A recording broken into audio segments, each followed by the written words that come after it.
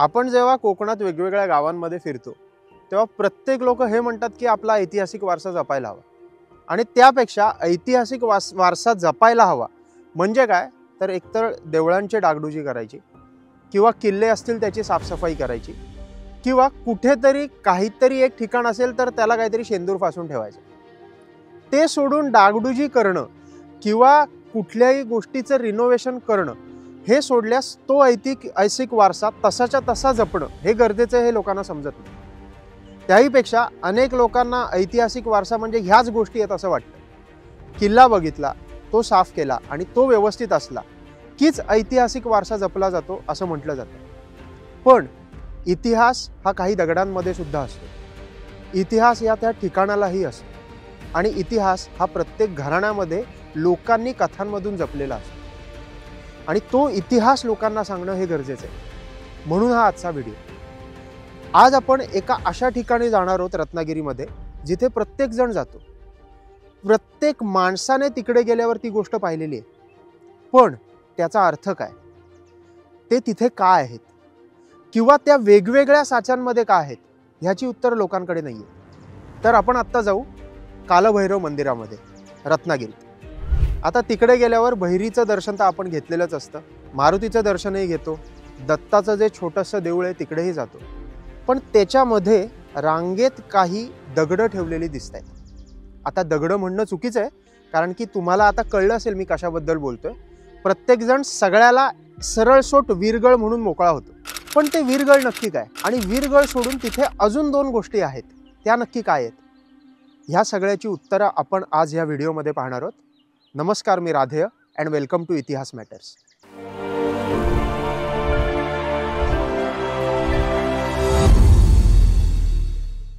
आता कालभैरव मंदिराच्या इथे बाहेरचे जे दगड आहेत त्याचा प्रत्येक दगडाचा अर्थ सांगायच्या आधी मी तुम्हाला वीरगळ काय आहे ते सांगतो। वीरगळ हे एक दगड आहे, एक पाषाण आहे किंवा आपण शिळा आहे म्हणू, ज्याच्यावर एका व्यक्तीचं शौर्य कोरलेलं आहे। आता वीरगळ हा शब्द जर म्हटला तर वीर म्हणजे ब्रेवरी, शौर्य, आणि गळ म्हणजे दगड। त्याची उत्पत्ती कुठून झाली तर कर्नाटकमध्ये त्याला वीरकल्लू म्हणतात। वीरकल्लू, कल्लू म्हणजे अगेन दगड आहे, तर ते वीरकल्लूचं महाराष्ट्रात वीरगळ असं झालं। आता वीरगळचे जर तुम्ही दगड पूर्ण बघितलात तर त्याच्यात 4 लेवल्स असतात, 3 लेवल्स असतात। काही ठिकाणी ती 4ही ठिकाणीवरनं कोरली असते, म्हणजे पण आपण जर कॉमन बघितलं तर कॉमन एकच आहे की एक असा ट्रँग्युलर दगड असतो आणि त्याच्यावर लेवल्सवर काय काय गोष्टी कोरलेल्या आहेत। साधारण 3 लेवल्सवर कायम कोरलेलं असतं। एकदम बेस लेवल असते, त्या बेस लेवलवर काय आहे तर ॲक्च्युअल तो जो योद्धा होता तो कसा मेला किंवा कसा गेला, तो युद्धात मेला किंवा कुठल्या तरी दुसऱ्या कारणात गेला असेल तर ते दाखवलेलं असतं। क्लिअर आपल्याला दिसतं ते आपण आता पुढे जेव्हा ॲक्च्युअल वीरगळ बघू तेव्हा समजेल। त्याच्यावरती काय आहे तर त्याच्यावरती अप्सरा त्याला स्वर्गात घेऊन चालले। आता त्या स्वर्गात घेऊन का चालल्यात, कारण युद्धात किंवा काहीतरी एका थोर कामात त्याचं मरण आलेलं आहे, तो कामी आलेला आहे, त्यामुळे ऑफकोर्स त्याला अप्सरावरती घेऊन चालल्यात आणि त्याच्यावरती तो पूजा करतोय। म्हणजे स्वर्गात गेल्यानंतर त्याचं जे काही दैवत आहे त्याची पूजा करण्याची प्रथा तिथे वरती दाखवलेली आहे। हा पहिला वीरगळीचा प्रकार आहे। त्याच्यानंतर तुम्हाला काही स्त्रिया ह्या सती गेलेल्याही दिसतात, तर त्या सती गेलेल्या स्त्रियां पण वीरगळीवर कोरलेल्या आहेत। तो एक वेगळ्या प्रकारची वीरगळ आहे। त्याबरोबर आता वीरगळीचं हे बेसिक स्ट्रक्चर तुम्हाला लक्षात आलं तर त्याच्यावरच सतीगळ पण आपल्याला समजतं। जेव्हा एक हात असतो, एक हात असा शेजारी असतो आणि असा तो 90 डिग्रीमध्ये असतो आणि त्या हातात बांगड्या असतात आणि ती अशी आशीर्वाद देते असं ते असतं आणि त्याच्या बाजूला चंद्र सूर्य कोरलेला असेल किंवा शंकराची पिंडी असेल किंवा काही असेल, ती अगेन एक सतीशिळेचा प्रकार आहे। हे जे प्रकार आहेत तर हे आपल्याला कायम पूर्ण कोकणात बरेच ठिकाणी दिसतात। फक्त कोकणात ही परंपरा आहे का तर तसं मुळीच नाही, तुम्हाला घाटावर पण बरेच ठिकाणी सतीशिळा आणि वीरगळ कायम दिसतात। आता कालभैरव मंदिराच्या इथे गेलो की आपण तिकडचे ज्या काही शिळा आहेत त्याबद्दल माहिती घेणारच आहोत, पण त्याच्यातली एक मूर्ती अशी आहे आणि ती भंगलेली आहे, ती सतीशिळा नाहीये किंवा वीरगळ नाहीये आणि त्याचं उत्तर खूप इंटरेस्टिंग आहे, त्यामुळे व्हिडिओ शेवटपर्यंत नक्की बघा। आता आपण कालभैरव मंदिरात आहोत। राईटला एकदम कोपऱ्यात एक वीरगळ ठेवलेलं आहे, ते आपण बघू। त्या सगळ्या वीरगळींमध्ये सर्वात क्लिअर दिसणारी वीरगळ ती ही आहे। थोडासा खालचा पार्ट उडालेला आहे, पण त्यानंतर आपल्याला त्याच्यावरनं आपल्याला काही तर्क बांधता येतात आणि ती विरगळ नक्की काय हे समजू शकतं. तर एकदम खालची लेवल बघा, त्या खालच्या लेवलमध्ये मध्ये एक माणूस आहे आणि त्याच्या हातात ढाल आहे आणि 2 साईडवरनं तलवारी घेऊन त्याला लोक मारायला येतात हे दिसतं. म्हणजे अर्थात आपण ह्याच्यावरनं समजू काय शकतो, तर ही विरगळ तो व्यक्ती युद्धात मरण पावला म्हणून त्याच्या स्मृतीप्रित्यर्थ तयार केलेली आहे. त्याच्या परफेक्ट वरची लेवल आहे, तिकडे तुम्हाला दिसेल की ती व्यक्ती मध्ये आणि 2 साईडला 2 अप्सरा आहेत, म्हणजे 4 अप्सरा त्याला स्वर्गात घेऊन चाललेल्या आहेत. आता स्वर्गात घेऊन चालल्यात म्हणजे मरण पावलेलं आहे, पण ते एक वीर मरण आहे. त्याचं फार गौरव लोकांनी तेव्हा केलेला आहे. आणि एकदम वरती बघितलं तर मध्ये क्लिअरली आपल्याला शिवपिंड दिसते, म्हणजे शैव परंपरेतला कोणतरी व्यक्ती तेव्हा मारला गेला, तो वीर योद्धा होता हे आपल्याला विरगळवरनं समजतं. त्याबरोबर अजून एक विरगळ आपल्याला त्याच्या शेजारी दिसते. ती थोडीशी झिजलेली आहे आणि फार जास्ती क्लिअर दिसत नाही आहे, पण साधारण तुम्हाला लक्षात येईल परत 3 लेवल्स आहेत. आणि खालच्या लेवलमध्ये आता युद्ध वेगळं दाखवलेलं आहे. म्हणजे काय, तर एक व्यक्ती एका साईडला हातात बाण घेऊन आहे आणि 2 लोक त्याच्यावर चाल करून येत आहेत. म्हणजे कदाचित तो एक आर्चर होता, धनुर्धारी होता व्यक्ती आणि युद्धात तो मरण पावलेला आहे. परत तिकडे आपल्याला 4 अप्सरा स्वर्गात त्याला घेऊन जात आहेत असं दिसतं. ह्या विरगळीत आपल्याला 2 अप्सरा 2 साईडला आहेत, छोटेसे त्यांचे पंख आहेत तेही आपल्याला दिसत आहेत आणि ते त्या व्यक्तीला वरती स्वर्गात घेऊन चाललेत असं दिसतंय. आणि त्याच्यावरती तो व्यक्ती मांडी घालून एका साईडला बसलेला आहे आणि मध्ये एक छोटासा वरती आलेला पार्ट आहे, ती कदाचित शिवपिंड असावी असं सदृश तिकडे आपल्याला त्या शिळेवरनं दिसतं. तर ही दुसरी विरगळ आहे, साधारण झिजलेली आहे, पण मुद्दाम तुम्ही तिकडे व्यवस्थित निरखून बघितलं तर तुम्हाला लक्षात येईल. आता आपण तिसरी जी शिळा बघणार आहोत ती आहे सती शिळा.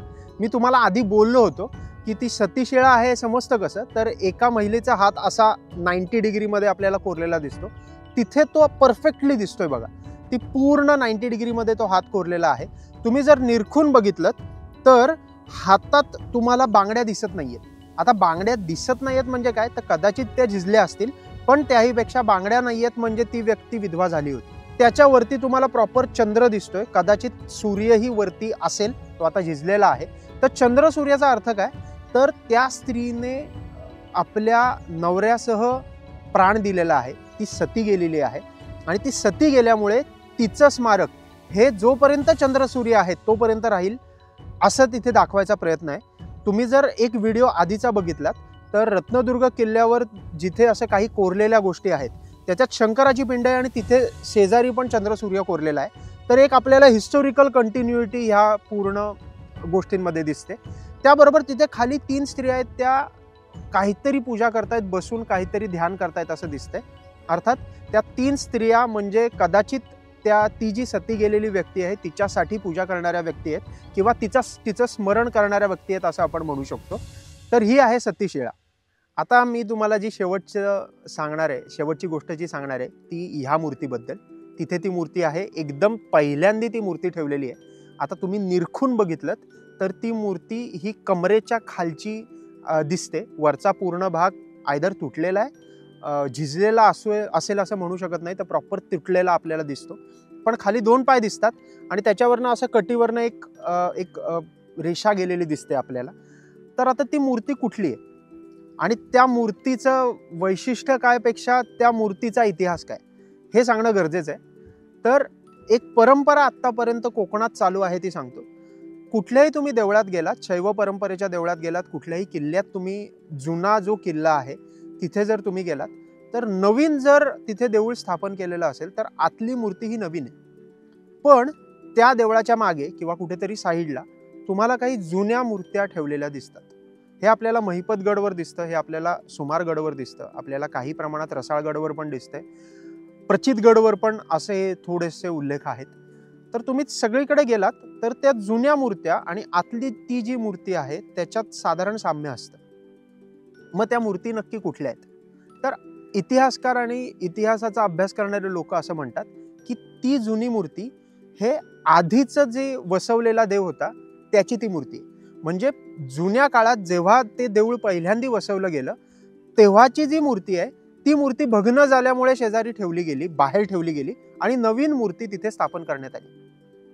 आपल्याला कालभैरव मंदिरात ती जी अर्धी तुटलेली मूर्ती दिसते ती मूर्ती ही कालभैरवाची जुनी मूर्ती असू शकते। आणि साधारण तुम्ही आत्ता जर कालभैरवाचा पूर्ण एक शेप बघितलात किंवा मूर्ती बघितलीत, आकार बघितलात, तर तुम्हाला लक्षात येतं की ही मूर्ती आणि ती मूर्ती साधारण सेम आहे, त्याच्यात साम्य असतं। आता ह्याला पुरावे नाहीयेत, हे डायरेक्ट सांगण्यासारखं नाहीये, पण अनेक ठिकाणी आपल्याला कोकणात हे दिसून येतं, म्हणून ती मूर्ती, ती भग्न झालेली मूर्ती ही कालभैरवाची जुनी मूर्ती आहे असं आपण म्हणू शकतो।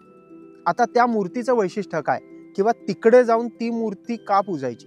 कारण कदाचित सावंत साळुंखे कुटुंबियांनी जेव्हा इथे कालभैरव आपला कुलस्वामी म्हणून आणला तेव्हाची ती मूर्ती असेल, किंवा कदाचित गुजर कुटुंबियांनी तिथे जेव्हा नवीन देऊळ बांधलं तेव्हाची ती मूर्ती असू शकते, किंवा त्यानंतर काहीतरी कारणास्तव ती मूर्ती भग्न झाली, पण ती आपल्या 350 ते 400 वर्ष जुन्या कालभैरव मंदिराची एक वास्तू आहे, एक ऐतिहासिक ठेवा आहे, हे आपल्याला लक्षात ठेवायला हवं।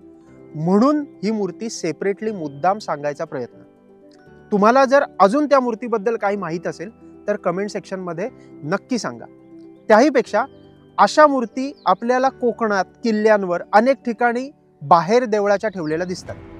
तुम्हाला अशी ठिकाणं माहीत असतील तर कमेंट सेक्शनमध्ये नक्की सांगा। त्याहीपेक्षा जी आता स्मारकं सांगितली, ऐतिहासिक ठेवा आपला सांगितला, सतीशिळा असेल, विरगळ असतील, तर त्या फक्त काय कालभैरव मंदिराच्या इथेच सापडतात असं नाही, तर अनेक देवळांमध्ये ते सापडतात। अनेक देवळांमध्ये दुर्दैवाने त्याचा अर्थ समजायच्या आधीच त्या झिजून गेलेल्या आहेत।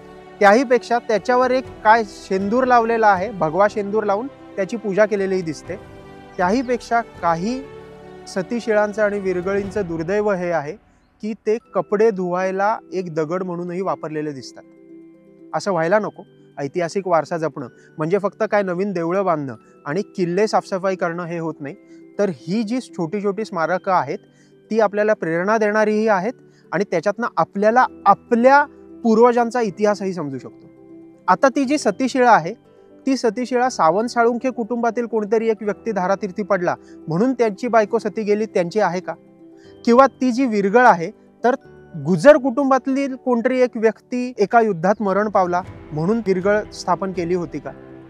ही उत्तरं आपल्याला कधीच मिळणार नाहीत। पण एक लक्षात राहील की असे अफाट लोक ह्या जमिनीवर जन्माला आली, त्यांनी कर्तृत्व गाजवलं आणि त्यांच्या कर्तृत्वाची आठवण म्हणून तेव्हा व्यवस्थित खर्च करून ही विरगळ कोरण्यात आली आणि तो आपला ठेवा आपणही पुढे जपायला हवा। Thank you so much. तुम्हाला हा व्हिडिओ आवडला असेल तर लाईक करा, शेअर करा, सबस्क्राईब केलं नसेल तर प्लीज सबस्क्राईब करा आणि अजिबात विसरू नका, इतिहास मॅटर्स।